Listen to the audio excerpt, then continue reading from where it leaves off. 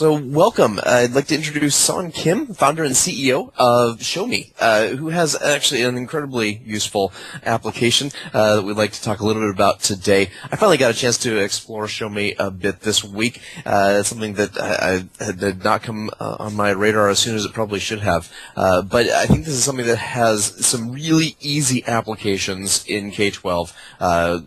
Very, very simple, both for people to do, flip classroom kind of stuff, demonstrations in class, out of class. It's actually a really versatile app, but I'm going to turn it over to San, actually, because it will probably describe it a whole heck of a lot better than I can. Yeah, thanks a lot.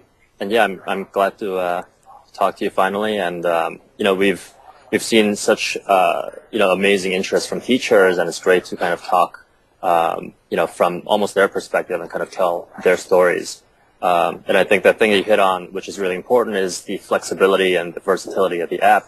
It's a very simple concept, and it really is all about the whiteboard as a teaching tool. And so what we enable people to do is use the whiteboard on the iPad to record and capture whatever they want to teach, right? Be that chemistry or algebra or calculus, or even like non-traditional academic subjects like sports or music.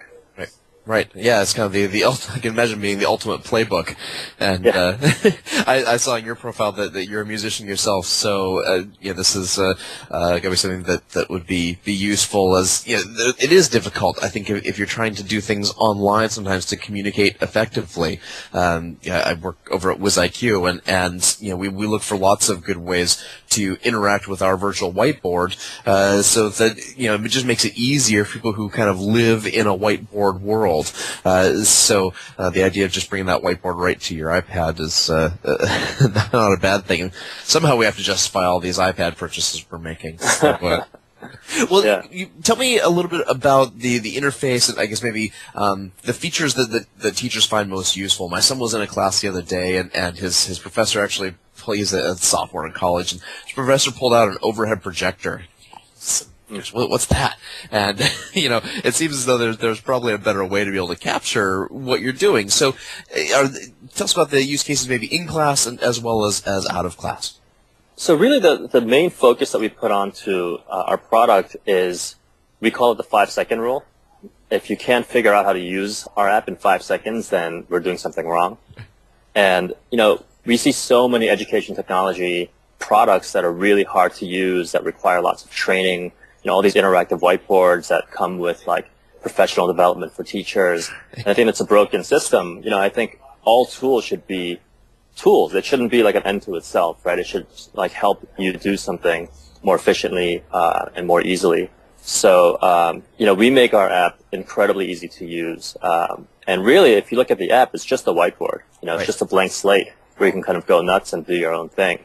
And we have a few kind of tools that allow you to add images and edit the video and do different colors and things like that. But at the end of the day, it's just a blank slate, and it's just a tool that anyone can use to express themselves very easily. Excellent, excellent. So, of the various things that you've seen people do, because it can be shared, it looks like there's a social element to it. So, what are some of your favorite things that you've seen people do with this in a K-12 classroom? So I think the biggest use case that teachers have, people ask us all the time, like, how should I use this? And there is no real kind of should.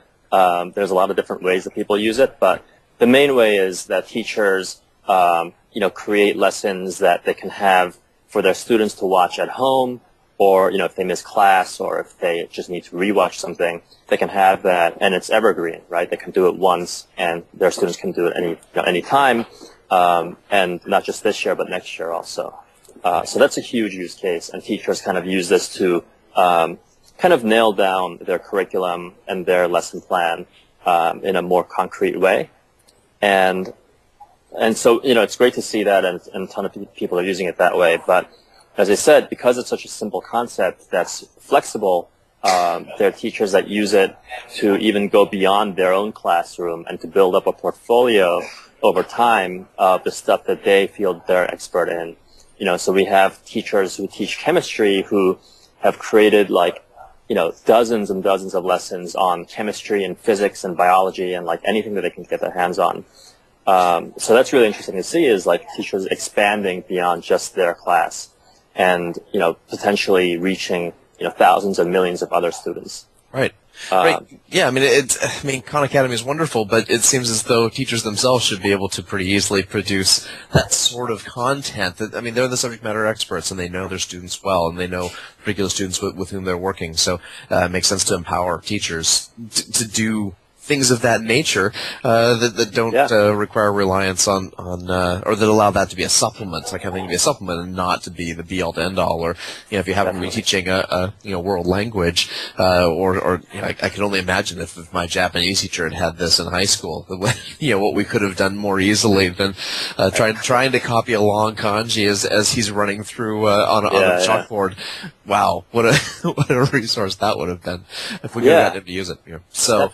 That's great. That's great. Well, I really, really appreciate you taking some time. I'm going to actually do probably a few ShowMe's myself and share them as part of this pilot webcast. And I appreciate you helping us kick this off. And this is neat stuff. So thank you very much. I look forward to talking with you soon as more happens with ShowMe. Thank you, Chris.